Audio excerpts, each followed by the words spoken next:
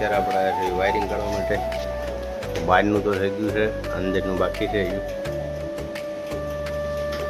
ચલો ફટાફટ વાયરિંગ બતાવી.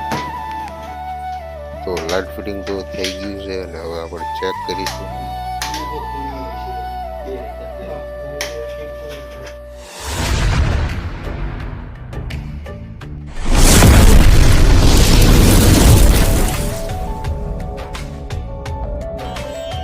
હે guys, good morning, welcome to my new vlog. મિત્રો આજે છે 365 દિવસ ટ્રેનનો 147મો દિવસ અને અત્યારે આપણે ગાડીને આવી ગયા છીએ દુકાને.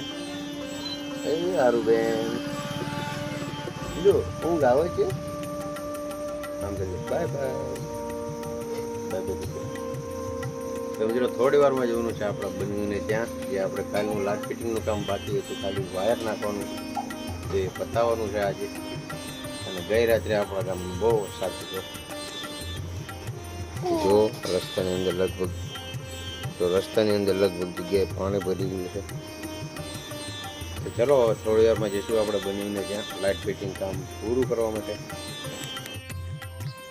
તો મિત્રો રાત્રે આપણો ફૂલ વરસાદ આવ્યો હતો, તો એના લીધે આપણે લાઇટ છે નહીં. સવારની 2 થી 3 કલાક થઈ હજુ લાઇટ આવી નથી. અને લાઇટ આવ્યા પછી આપણે જવાનું છે લાઇટ ફિટિંગ કરવા માટે. તો મિત્રો અત્યારે વરસાદ ચાલુ થઈ ગયો છે, તમને બતાવું. તો અત્યારે આપણે બેઠા છીએ જમવા માટે. જમવામાં છે આજે રીંગણાનું શાક છે. ચલો ફટાફટ જમી લઈએ અને પછી જઈશું આપણે વાયરિંગ કરવા માટે. કારણ કે વરસાદ ચાલુ હતો એટલે આપણે બંધ રાખીશું કામ. તો મિત્રો અત્યારે આપણે વાયરિંગ કરવા માટે બહારનું તો થઈ ગયું છે, અંદરનું બાકી છે. ચલો ફટાફટ વાયરિંગ બતાવી.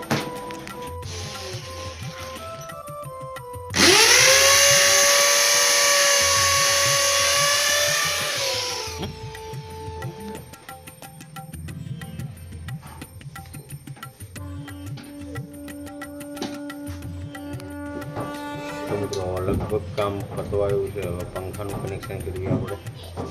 અહીંયા પટ્ટી મારી દીધી છે.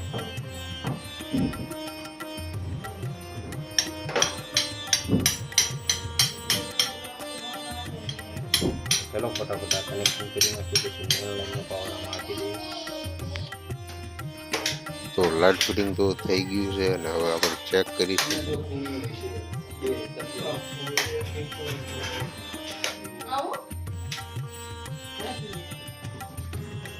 તો મિત્રો અત્યારે વાગે છે રાતના 8 અને લાઇટ ફિટિંગ અત્યારે પૂરું થયું છે. અને હવે જઈએ છીએ આપણે હનુમાનદાદાના મંદિરે, કારણ કે આજે શનિવાર હતો, બહુ લેટ થઈ ગયું છે. 8 વાગી ગયા. હું તમને બતાવું.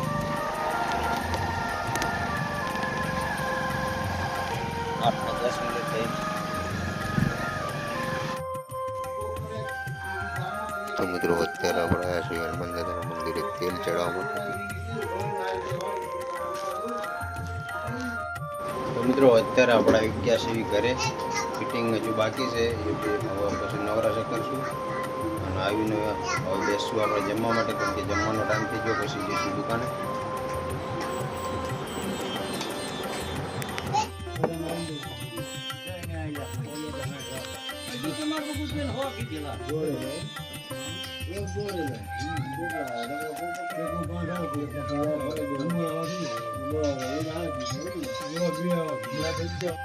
તો મિત્રો લાઇટ તો સરખી થઈ ગઈ છે અને આવી પણ ગઈ છે. લગભગ 3 કલાક જેવું લાગ્યું હતું, પણ લાઇટ આવી ગઈ છે એટલે હવે વાંધો નહીં. અને અત્યારે આપણે આવી ગયા છીએ ઘરે. હવે કરશું વિડીયોનું એડિટિંગ. તો ચલો ગાઈસ, આજનો બ્લોગ પૂરો કરશું. મળશું કાલે બીજા નવા બ્લોગમાં. બ્લોગ સારો લાગે તો લાઈક કરજો, શેર કરજો અને સબસ્ક્રાઈબ કરજો. જય હિન્દ.